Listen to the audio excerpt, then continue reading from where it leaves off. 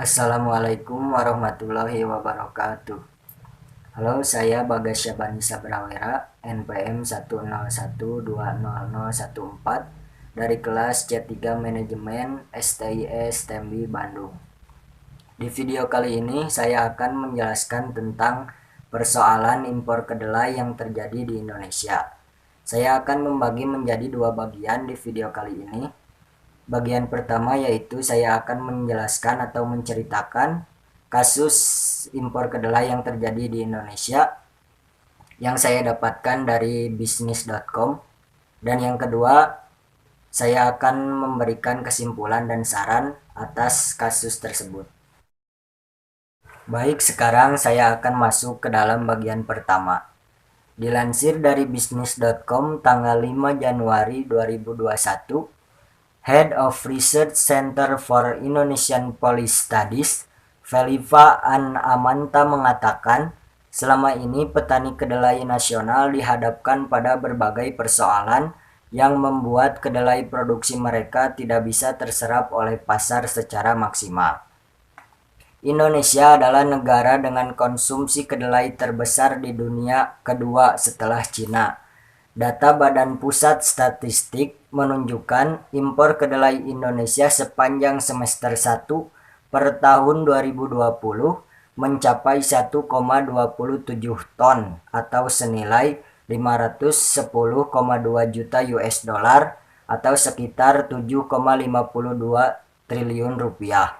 Sebanyak 1,14 juta ton diantaranya berasal dari Amerika Serikat.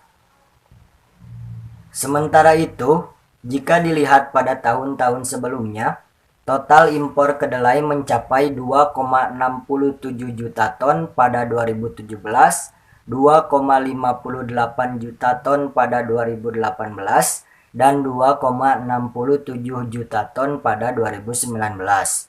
Impor sebenarnya dibutuhkan karena adanya kesenjangan antara kebutuhan dan ketersediaan. Selain itu, kedelai nasional juga sulit terserap karena tidak mampu bersaing dengan kedelai impor yang lebih berkualitas dengan harga yang lebih murah, jelas Feliva Amanta dikutip dari keterangan resminya.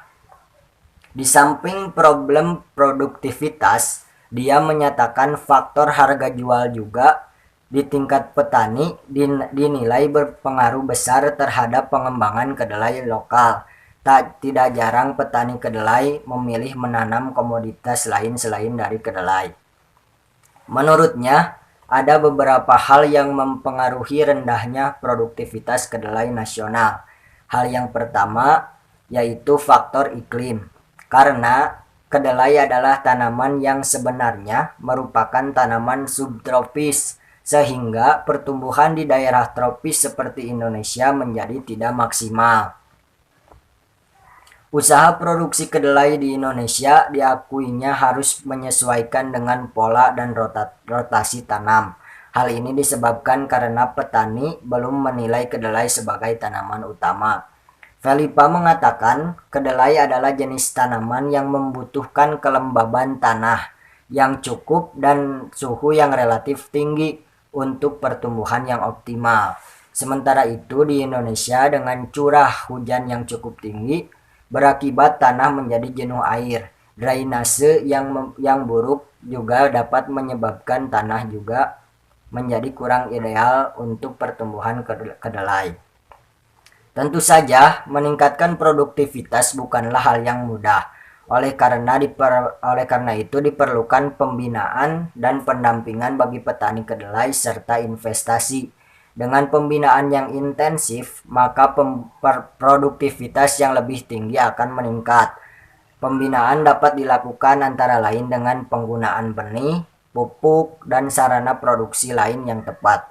Pembinaan juga dapat dilakukan melalui kerjasama dengan pihak swasta, jelas Feliva Amanta.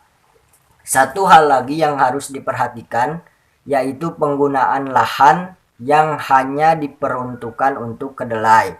Hal ini dikarenakan usaha produksi kedelai di Indonesia dilakukan pada musim tanam yang tidak selalu ideal untuk pertumbuhan tanaman karena harus menyesuaikan dengan pola dan rotasi tanam.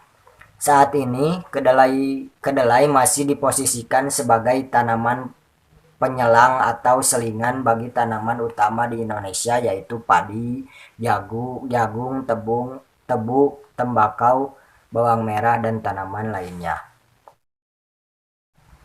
Sekarang saya akan masuk ke dalam bagian yang kedua, yaitu saya akan memberikan kesimpulan dan saran dari penjelasan yang sudah tadi saya jelaskan.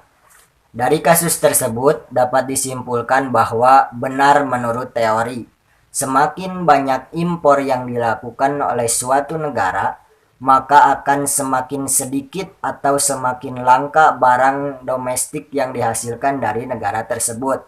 Faktanya, ketika impor kedelai naik, maka tahu dan tempe yang dihasilkan dari kedelai tersebut semakin langka, dan jika ada pun harganya akan mahal di Indonesia. Seperti yang dikatakan tadi, salah satu solusi yang harus dilakukan pemerintah untuk mengurangi impor kedelai yaitu dengan meningkatkan produktivitas seperti pembinaan penggunaan benih, pupuk, dan sarana produksi lainnya, agar petani Indonesia dapat menghasilkan kedelai yang berkualitas dan jauh lebih baik dari kedelai yang dihasilkan oleh luar negeri. Sekian penjelasan persoalan kasus impor kedelai di Indonesia dari saya. Jika teman-teman yang menonton video ini ingin membaca lebih lanjut tentang kasus tersebut, saya akan mencantumkan link di bagian deskripsi dan teman-teman bisa klik link tersebut untuk membaca lebih lengkapnya lagi. Sekian video dari saya, mohon maaf atas segala kekurangan dan kesalahan. Terima kasih. Wassalamualaikum warahmatullahi wabarakatuh.